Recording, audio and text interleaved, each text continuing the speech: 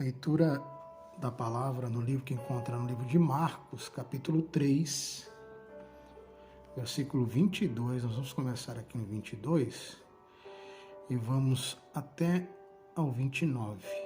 Marcos 3, do 22 ao 29. Amém? Vamos fazer essa leitura da palavra de Deus, porque a palavra ela nos direciona, a palavra ela nos abençoa, a palavra nos fortalece, não é verdade? Que você venha ler a Bíblia comigo nesta manhã, no livro de Marcos 3, 22 ao 29. Diz assim, vamos ler. E os escribas que tinham descido de Jerusalém diziam, tem Beelzebu, e pelo príncipe dos demônios expulsa os demônios. Chamando-os a si, disse-lhes por parábolas, como pode Satanás expulsar Satanás? E se um reino se dividir contra si mesmo, tal reino não pode subsistir. E se uma casa se dividir contra si mesma, tal casa não pode subsistir. Vamos lá para cima aqui, ó. E se Satanás se levantar contra si mesmo e for dividido, não pode subsistir. Antes tem fim. Ninguém pode roubar os bens do valente, entrando-lhe em sua casa, se primeiro não amarrar o valente, e então roubará sua casa. Na verdade vos digo que todos os pecados serão perdoados aos filhos dos homens, e toda sorte de blasfêmias com que blasfemarem. Qualquer, porém, que blasfemar contra o Espírito Santo nunca obterá perdão, mas é culpado do eterno juízo. Até aqui nós vamos explicar. Esse texto ele fala muito, e a principal mensagem de texto é isso aqui, ó. Pecado contra o Espírito Santo. Para a gente entender isso, a gente vai ver que os escribas, ou seja, essas pessoas aqui, esses homens que chamavam de escribas, era como se fosse uma seita de religiosos. Eles estavam procurando algo contra Jesus. E eles falavam que Jesus não era o Filho de Deus. Eles falavam que Jesus era um demônio. Que Jesus tinha um demônio chamado Beelzebu, né? E que é o príncipe dos demônios. Então, por isso que ele expulsava os demônios. Olha que coisa, né? A perseguição. Quantas vezes você já foi até... falaram que você estava endemoniado, né? Acho que isso é uma coisa muito ruim para o crente, para o cristão. Tá endemoniado. Cara, que isso, cara? Misericórdia. E aí Jesus começa a explicar por parábola, para que eles entendessem, né? Jesus falava muito por parábolas.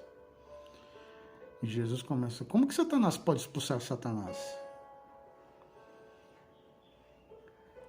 Como que eu poderia, Satanás, levantar contra si mesmo? Como? Isso é incoerente, né? E aí ele explica que somente alguém mais poderoso que o valente, poderia amarrar esse valente e saquear a casa. Tá vendo? Ele fala por parábolas. Ninguém pode tomar os bens do valente entrando em sua casa se primeiro não amarrar o valente, e então roubará a sua casa. Com isso aqui, com essa parábola, Jesus começa a explicar então que ele estava com todo o poder, toda a autoridade para amarrar o diabo e arrancar da mão do diabo todos aqueles que estavam sofrendo. Amém? Porque Jesus ele expulsava os demônios, curava os enfermos. ele mostrou que aqueles que vivem nas trevas têm uma necessidade de libertação espiritual urgente. Mas entenda que Jesus está falando isso, Jesus está explicando, porque Jesus, ele já foi batizado. No capítulo 2 ele é batizado. E aí, aqui ele tem autoridade. Então a pessoa que está batizada, que está cheia do Espírito Santo, ela possui essa mesma autoridade. Você tem essa autoridade aqui, ó. Você tem essa autoridade de amarrar o valente. Oh, glória! Você tem essa autoridade para amarrar o valente. Você tem essa autoridade, porque você foi batizado, você está cheio do Espírito. Você desceu as águas, você está abençoado. Então não tenha medo do valente, viu? O valente aí está gritando, está querendo roubar tua paz. É um demônio, não é uma pessoa, é um demônio. Tem que amarrar o valente. Por isso que há uma expressão muito no meio evangélico, está amarrado em nome de Jesus, né? Veio daqui, ó. Ninguém pode roubar os bens do valente. Que bens que Jesus está dizendo? As almas. Quem é o valente? O valente é Satanás. Se primeiro não amarrar o valente, então roubará a sua casa. Então, a autoridade que você possui nesta manhã, nesse dia, Deus está falando contigo. Olha, amarra esse valente no meu nome. Aleluia. Repreende ele. Porque você tem essa mesma autoridade para destruir as obras do diabo. Não somente em sua própria vida, mas na vida dos outros que necessitam. Um parente seu. Você está vendo que a situação está difícil lá naquela casa. Na tua família. Eu te amarro, tá? Você está amarrado, repreendido em nome de Jesus. Larga essa alma. Larga essas vidas. Eu te repreendo em nome de Jesus. Amarra o valente. Jesus está dizendo isso, cara. Eu não posso... o diabo não se levanta contra o diabo. Tem que ser alguém mais poderoso. E quem é mais poderoso? Jesus. Nesse dia, se Jesus é poderoso para transformar a tua vida, a tua família, a tua casa. E vamos amarrar o valente em nome de Jesus. E aí, Jesus fala assim para eles, na verdade eu vos digo que todos os pecados serão perdoados aos filhos dos homens. Aí está dizendo assim, tudo que você está falando aí, me chamando de Satanás, de diabo, isso aí está perdoado, cara. Toda a sorte de blasfêmia com que blasfemaram. Porque as pessoas blasfemam, falam mal de Deus, alguns podem dizer, muitas vezes eu já ouvi em velório, né? Deus, por que você fez isso? Deus, você não existe. Deus, você não me ama. Então as pessoas na hora do desespero, na hora da perda, podem até blasfemar. Deus entende o coração. Deus entende o coração do desespero, né? Mas aí no 29, que é o tema dessa mensagem, está dizendo, qualquer, porém, que blasfemar contra o Espírito Santo nunca obterá perdão, mas é culpado do eterno juízo.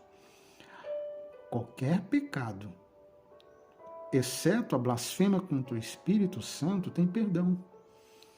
Mas esse aqui, contra o Espírito Santo, é um pecado que não tem perdão. Como assim, pastor? O que é blasfemar? A blasfêmia é falar mal. A blasfêmia é você zombar. Você pode blasfemar contra Deus, contra Jesus, até contra os homens estavam blasfemando contra Jesus.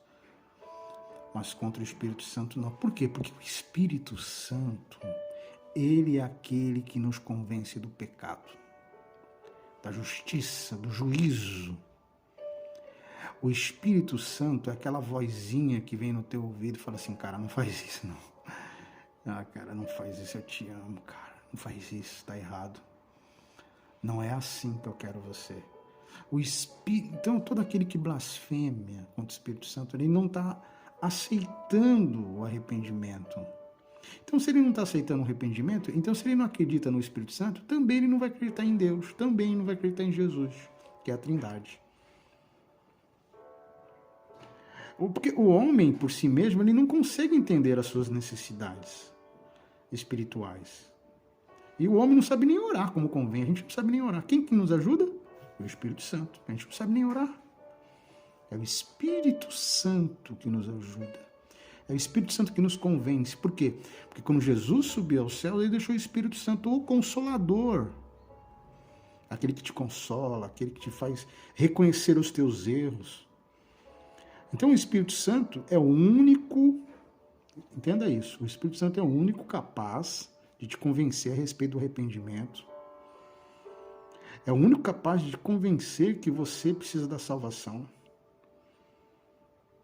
Mas, então, como que ele vai fazer esse trabalho se ele for rejeitado? Que é uma blasfêmia? Blasfemar é rejeitar. É uma rejeitação. Né? Você está rejeitando. Você não está aceitando. Então, já que você não está aceitando, então não tem perdão isso aqui, cara. É isso que Jesus está querendo dizer. Como que ele vai fazer o trabalho? Não é como. Porque você está desprezando o único meio que existe. O único meio que existe para te conduzir ao perdão. Então, não confunda essa blasfêmia do Espírito Santo, não pode ser confundida com os pecados, com outros pecados, de alguém que está longe de Deus.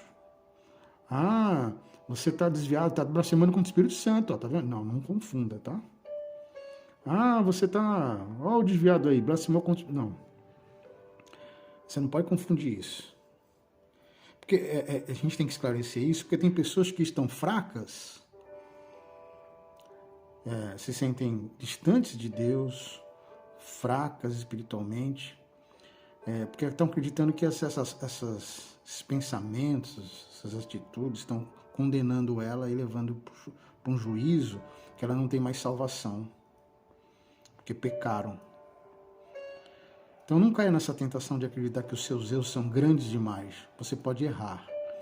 Mas quando você chega para o Espírito Santo e fala assim, cara, Deus, eu pequei contra ti, mas o Espírito Santo de Deus está me convencendo.